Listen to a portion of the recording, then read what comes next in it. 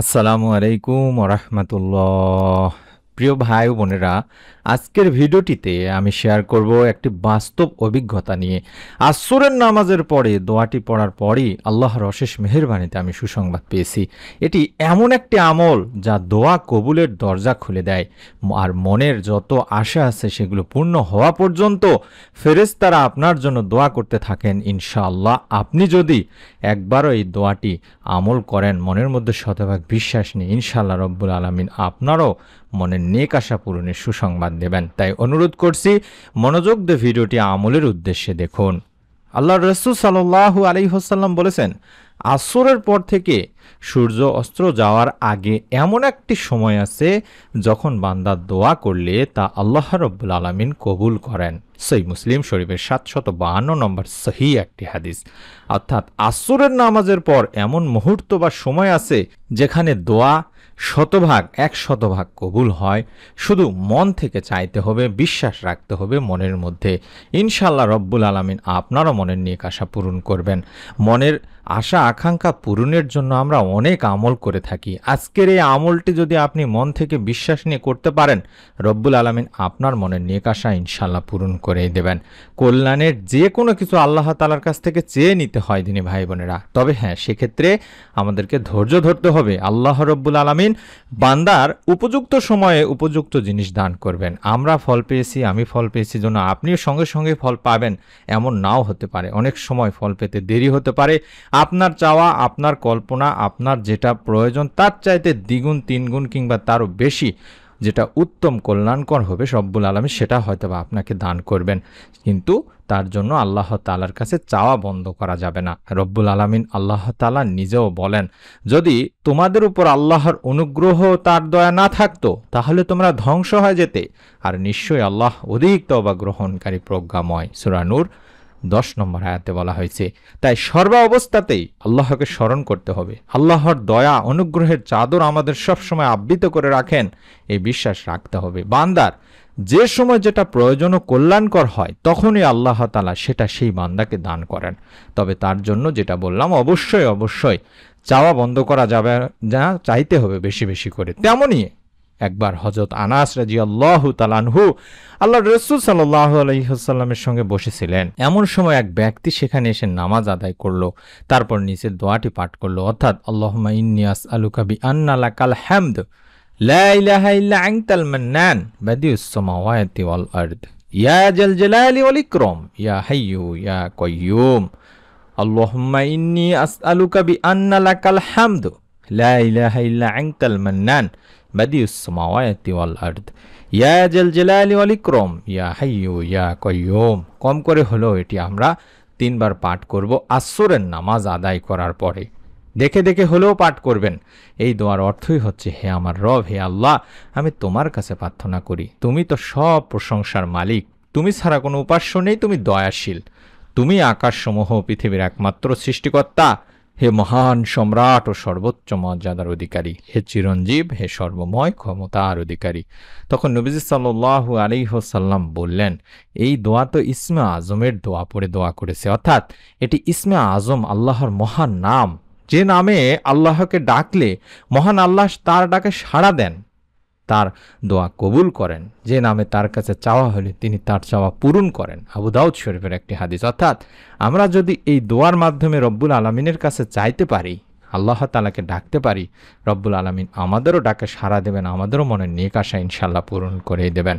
তবে আমাদের নিয়ম হলো আমলটি করার আসরের ফরজ নামাজ শেষ করার পরে কম করে হলেও 3 বার আস্তাগফিরুল্লাহ আস্তাগফিরুল্লাহ আস্তাগফিরুল্লাহ এভাবে বলবেন। তারপরে কম করে হলেও 7 বার দরুদ শরীফ পাঠ করবেন। চাইলে দরুদে ইব্রাহিম পড়তে পারেন, অথবা শুধুমাত্র আল্লাহুম্মা সাল্লি আলা মুহাম্মাদিন ওয়া আলা আলি মুহাম্মাদ, আল্লাহুম্মা সাল্লি আলা মুহাম্মাদিন ওয়া আলা আলি মুহাম্মাদ, আল্লাহুম্মা সাল্লি আলা মুহাম্মাদিন ওয়া আলা আলি মুহাম্মাদ, আল্লাহুম্মা সাল্লি আলা মুহাম্মাদিন ওয়া আলা আলি মুহাম্মাদ এভাবে অন্তত 7 বার পড়বেন, কম করে হলো।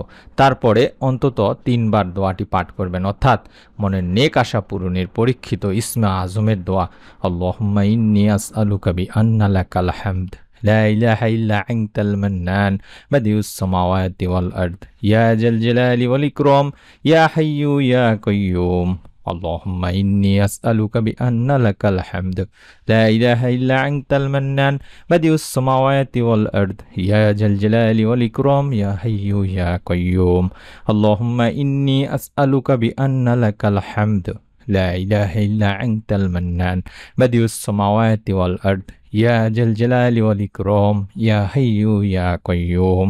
এভাবে 3 বার পড়ার পরে আপনারা অবশ্যই প্রতিবার যখনই পড়বেন তারপর আল্লাহ তাআলার কাছে নিজের চাওয়াগুলো বলবেন, যেমন আল্লাহ আমাকে রিজিক দান করুন, ভালো চাকরির ব্যবস্থা করুন, সুখ শান্তি দান করুন, সকল সমস্যার সমাধান করুন, কিংবা অন্য যা কোনো চাওয়া নেক চাওয়াগুলো আল্লাহ তাআলার কাছে বলবেন এবং শেষে বলবেন ইয়া আল্লাহ ইয়া রহমান ইয়া রাহিম, আমার এই দোয়া কবুল করুন, এই আমলের উসিলায় দোয়াটি কবুল করুন। আর রাসূল পাক সাল্লাল্লাহু আলাইহি ওয়াসাল্লাম বলেছেন, যখন বান্দা এরকম নামাজ শেষে দোয়া করে ফেরেশতারা তার চারপাশে ঘিরে ফেলে এবং বলে আমিন আমিন, যতক্ষণ পর্যন্ত না আল্লাহ রাব্বুল আলামিন সেই বান্দার দোয়া কবুল করেন ততক্ষণ পর্যন্ত তারা আমিন আমিন বলতে থাকেন। তিরমিজি শরীফের একটি হাদিস। অর্থাৎ আপনি যখন দোয়া করবেন তখন ফেরেশতারা আমিন আমিন বলবেন এবং আপনার দোয়া আসমান পর্যন্ত পৌঁছে যাবে ইনশাআল্লাহ। এক ভাই এরকমই বলেছেন, আমি আসরের নামাজের পরে এই দোয়াটি মাত্র 3 বার পড়েছি, প্রথম দিনই আমি অসাধারণ খবর পাই, যে কাজটা আটকে ছিল মাসের পর মাস সেটি অনুমোদিত হয়ে গেল। আমি তখনই বুঝলাম আল্লাহ আমার দোয়া শুনে নিয়েছেন। আবার অনেকেও বলেন এই আমল মাত্র 3 দিন পড়ার পরও এমন সুখবর এসেছে, যারা তা বহু বছর ধরে অপেক্ষা করছিলেন এই সুখবরের জন্য। তাই এটি আল্লাহর পক্ষ থেকে রহমত ও দোয়া কবুলেরও একটি নিদর্শন দিনে ভাই বোনেরা। চেষ্টা করবেন মনের মধ্যে শতভাগ বিশ্বাস নিয়ে আমলটি করা। আবারও বলছি, দোয়ার আগে ও শেষে দরুদ শরীফ পাঠ করবেন, হারাম থেকে বিরত থাকবেন, এটি দোয়া কবুলের অন্যতম একটি শর্ত। এবং নামাজ শেষে দোয়া করলে সর্বাধিক সম্ভাবনা থাকে দোয়া কবুল হওয়ার। তাই নামাজের পরে দোয়া করার চেষ্টা করবেন, আল্লাহর উপর শতভাগ পূর্ণ বিশ্বাস রাখবেন, কারণ তিনি একমাত্র আপনার দোয়া কবুল করবেন। আর দোয়া কবুলের সময়গুলো এটা ছাড়াও আমরা জানি যে পবিত্র জুমাবার বা শুক্রবার আসরের পর থেকে মাগরিব পর্যন্ত দোয়া কবুল হয়ে থাকে। তাছাড়া এমনিতেও আসরের নামাজের পর প্রতিদিনই দোয়া কবুল হওয়ার সম্ভাবনা থাকে। তাহাজ্জুদের সময় আপনারা দোয়ার আমলটি করতে পারেন। ফরজ নামাজের পর বা ফজরের নামাজগুলোর পর, মাগরিবের নামাজের পর, অর্থাৎ প্রত্যেক ওয়াক্ত নামাজের পর, বিশেষ করে ফজরের নামাজের পরে আপনারা আমলটি করবেন। যেই দিন রোজা রাখবেন, রোজার সময় বা রোজা রেখে আপনার ইফতারের আগে আমলগুলো করার চেষ্টা করবেন, অর্থাৎ এই আমলটি করবেন। এই সময়গুলোতে দোয়া করলে দ্রুত দোয়া কবুল হয়ে যায় এবং দ্রুত ফল পাওয়া যায় ইনশাল্লাহ। মনের মধ্যে একটা বিশ্বাস নিয়ে আজকে আমলটি অন্তত একবার হলেও করুন। রব্বুল আলামিন আপনাকেও ইনশাল্লাহ নিরাশ করবেন না, আপনারও মনের নেক আশা পূরণের ইনশাল্লাহ সুখবর আসবে। মনের মধ্যে একটা নিয়ত করতে হবে, অবশ্যই ভিডিওটিতে চাইলে একটি করে লাইক দিয়ে কমেন্ট অন্তত একটি করে করার মাধ্যমে নিয়ত করতে পারেন। আমরা নতুন আমলের ভিডিওগুলো যখনই দেব তখনই যেন মোবাইলে দেখতে পান, পেয়ে যান। তার জন্য আমি যেভাবে সাবস্ক্রাইব করা দেখাচ্ছি এই বাটনটি আপনি আপনার মোবাইলের নিচে তাকালেই দেখতে পাবেন। এই বাটনে চাপ দিয়ে রেখে দিন, ইনশাআল্লাহ প্রত্যেকটি নতুন আমলের ভিডিও আপনি পেয়ে যাবেন, মিস আর হবে না। আমরাও দোয়া করি রব্বুল আলামিন যেন আপনাদের সকলকে এই ছোট্ট আমলের উসিলায় যার যার মনের নেক ও ভালো ইচ্ছেগুলো পূরণের সুখবর দান করেন, আমিন। আসসালামু আলাইকুম ওয়া রাহমাতুল্লাহি ওয়া বারাকাতুহু।